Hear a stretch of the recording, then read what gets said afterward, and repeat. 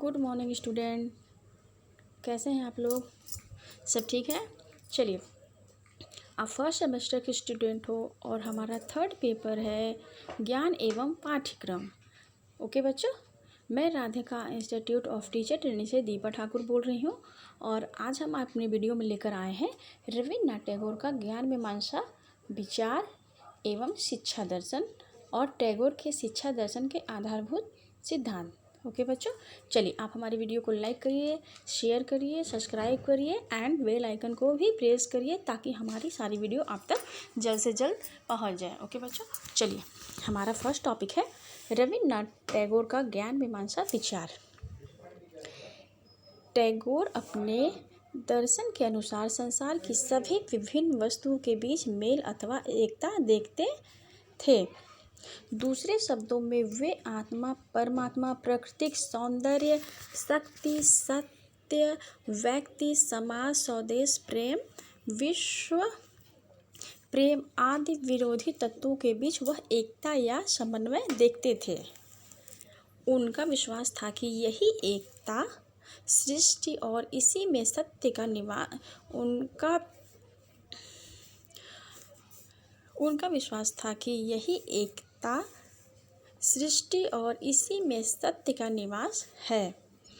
इस सत्य की खोज करना जीवन का परम लक्ष्य है।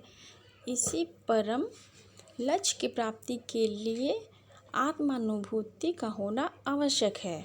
जैसा कि बच्चों इसमें लिखा है कि जो टैगोर थे वे आत्मा परमात्मा के बीच और संसार की जितनी भी वस्तुएं हैं उन सब के बीच और संसार की जितनी भी वस्तुएं हैं सबके बीच उनका एकता है, उनका समन्वय है। वो इस रूप में देखते थे, आत्मा का परमात्मा से मिलन है। ओके बच्चों, उनका विश्वास था कि यही एकता सृष्टि और इसी में सत्य का निवास है। इस सत्य की खोज करना जीवन का परम लक्ष्य है। इसी परम लक्ष्य की प्राप्ति के लिए आत्मानुभूति का होना आवश्यक है। गुरुदेव ज्ञान प्राप्ति के स्रोतों में ज्ञानेंद्रियों तथा कर्मेंद्रिय दोनों को महत्व देते थे। वे रविन्द्रनाथ टैगोर ज्ञान की जो प्राप्ति होती है उनका मानना था कि जो हमें ज्ञान प्राप्त होता है उसमें ज्ञानेंद्रिय और कर्मेंद्रिय दोनों मिले हुए होते हैं।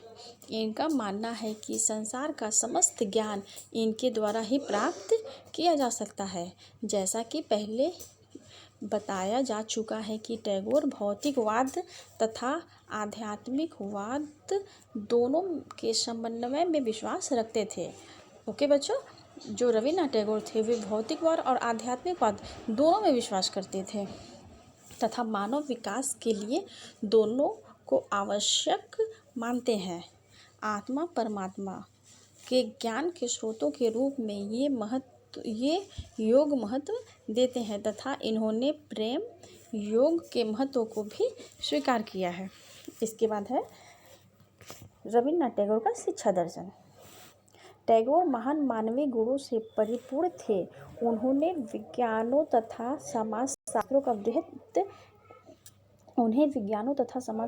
मानव शास्त्रों का वृहत ज्ञान था। टैगोर का विश्वास था कि प्रत्येक मानव तथा अंतर्राष्ट्रीय संबंधों के परस्पर मेल एवं प्रेम है। अतः सच्ची शिक्षा के द्वारा वर्तमान की सभी वस्तुओं में प्रेम और मेल की भावना विकसित होनी चाहिए। टैगोर के समय को क्रमबद्ध तथा निष्क्रिय शिक्षा का समाज की आवश्यकता से मेल नहीं था। अतः उन्होंने अपने समय की शिक्षा का घोर विरोध किया। बच्चों इसमें बताया गया है कि जब टैगोर थे उनके समय जो हमारी शिक्षा व्यवस्था थी वो सही नहीं थी, इसलिए वह इस शिक्षा व्यवस्था का विरोध किया। उन्होंने इस शिक्षा का घोर विरोध किया। वे शिक्षा में क्रांतिकारी परिवर्तन चाहते थे, इसलिए उन्होंने शांति निकेतन नामक शैक्षणिक संस्था की स्थापना कर अपने स्वप्नों को मूर्त रूप दिया। उनका विश्वास था कि शिक्षा प्राप्त करते समय बालक को स्वतंत्र वातावरण मिलना परम आवश्यक है।